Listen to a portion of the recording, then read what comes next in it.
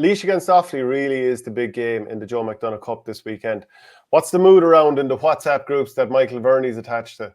I'm not attached to too many WhatsApp groups that will be going into minute detail about Offaly hurling, but from what I heard, they played a game against Carlow in the last couple of weeks anyway, and took a bit of a beating. Again, it's hard to know exactly what personnel they had available to them with the 20s going on and that as well, but probably still not great for the mood around the place. You would be expecting that to be a very, very competitive game. And I know technically Carlow are playing a grade above them in the Leinster Championship.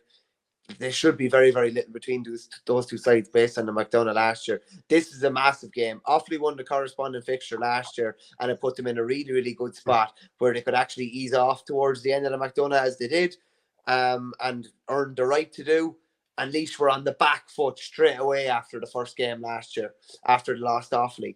So yeah, it's a huge game, derby game. I would always see Laois and Offaly in hurling as way more of a derby than it would be in football. Maybe that's just given my proximity. I wouldn't be a million miles away from Laois. It'd be very close close enough to places like Clonaslee, Rosenallis, etc. But I probably like Laois are coming in with fairly good form behind them now, and I know it's Division 2A form, but they fairly pasted Carlow in that Division 2A final when the game looked like it was going to be tight.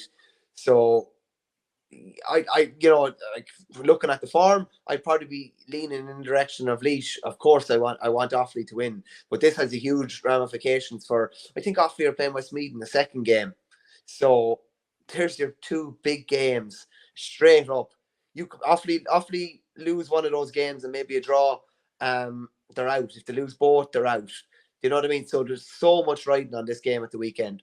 And if you have a number of those younger players lining out, and maybe you have a better insight on that, and it becomes a physical game, which I think Laois would want in there in O'Moore Park, their home ground, and it can be intimidating. The crowd is in on top of you in a way. Like, that would not be the type of game that your younger players would excel at, because they are brilliant when there's a bit of space and the game's a bit faster.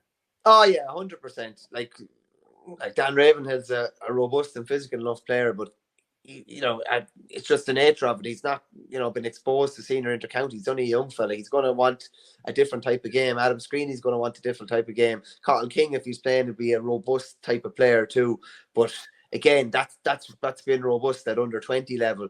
This is a massive step up physically. We'd be, trying to use the ball a lot better to be more advantageous to these boys rather than getting involved in a big kind of a bruising war, particularly around that middle as well. I'd say probably 3 to 4 of the 20s, I'd say, will start, including those three lads that I mentioned there.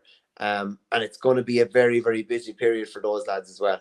Yeah, I think most people would expect Westmeath to go to Kerry and pick up a result. I mean, Shane Conway's out for the McDonagh as well. Did you see that, Shane? Like that was like massive, massive loss.